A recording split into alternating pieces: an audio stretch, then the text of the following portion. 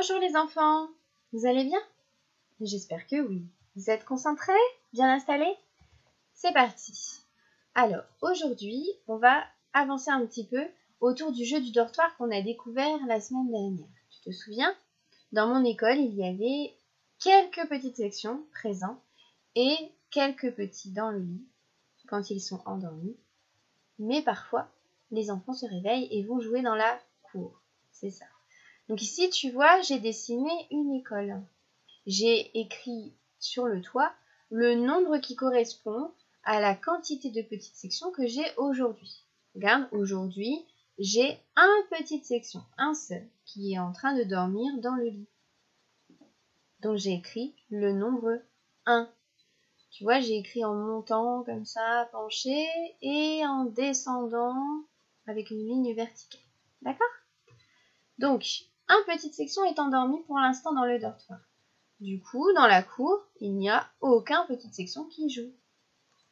Mais celui-ci se réveille et va jouer dans la cour. Donc cette fois, il n'y a personne dans le dortoir quand dans la cour, il y a un enfant. D'accord? Alors, pour faire 1, on a besoin du 1 et du 0. Un enfant qui dort, 0 dans la cour. 1 plus 0, ça fait 1. Ou 1 et 0, ça fait 1. Mais on peut dire aussi l'inverse. Quand il n'y a personne dans le dortoir, eh ben l'enfant est dans la cour. Voilà, c'est ça. Donc 0 et 1, ça fait toujours 1. On va essayer de mémoriser ces deux calculs qui font 1. 1 et 0, ça fait 1. Et 0 et 1, ça fait 1. Ça fait toujours 1. Regarde, aujourd'hui j'ai un enfant de plus. C'est chouette. Maintenant j'en ai 2. 1 et encore 1, ça fait 2. J'ai 2 enfants qui sont actuellement en train de dormir dans le dortoir. Et je n'ai personne dans la cour parce que tous les deux dorment. Donc 2 et 0, ça fait 2. Mais un enfant se réveille et va jouer dans la cour. Donc j'ai un enfant dans le dortoir et un enfant dans la cour. 1 et 1, ça fait 2. C'est ça. 1 et 1, ça fait 2. Super. Ensuite, mon dernier élève se réveille et va jouer dans la cour aussi. Du coup, je n'ai plus personne dans le dortoir et j'ai 2 enfants dans la cour. 0 et 2, ça fait 2. Ça fait toujours 2. Donc, pour l'école du nombre 2, nous allons avoir 2 et 0, ça fait 2. 1 et 1, ça fait 2. Et 0 et 2, ça fait 2. Ça fait toujours 2. D'accord? Maintenant, j'ai un enfant supplémentaire. 1 et 1 et 1, ça fait 3, c'est ça. Ou 2 et 1, ça fait 3. J'en avais 2, j'en ai ajouté 1, donc ça fait 3. D'accord? Donc 3 enfants dorment dans le dortoir. Je n'ai personne dans la cour. 3 et 0, ça fait 3. Oh, un enfant se réveille et va dans la cour. Donc j'en ai 2 dans le dortoir et 1 dans la cour. 2 et 1, ça fait 3. C'est bien ça. Encore un se réveille et va dans la cour.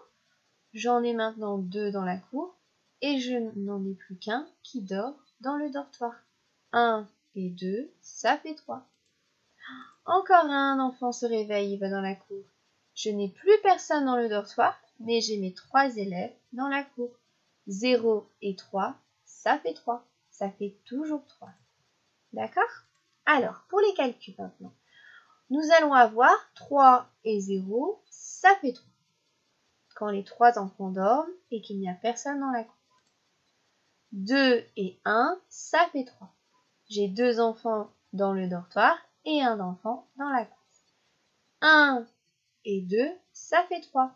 Un enfant dans le dortoir et 2 dans la cour. 1 et 2, ça fait toujours 3. Et enfin, 0 et 3, ça fait 3. 0 dans le dortoir et 3 dans la cour. 0 et 3, ça fait toujours 3. Alors, je vais t'inviter à t'entraîner plusieurs fois autour de cette vidéo. Tu peux la revisionner plusieurs fois, autant de fois que tu as envie. Tu peux essayer de manipuler en même temps que je parle avec tes petits bonhommes à toi et tes 2 petites boîtes. Tu peux à la maison prendre des feuilles et un crayon et essayer de faire des calculs avec papa et maman. Papa et maman vont écrire par exemple 2 plus 1 et toi tu vas devoir mettre 2 bonhommes dans le dortoir et un bonhomme dans la cour pour voir si tu as compris les décompositions. D'accord?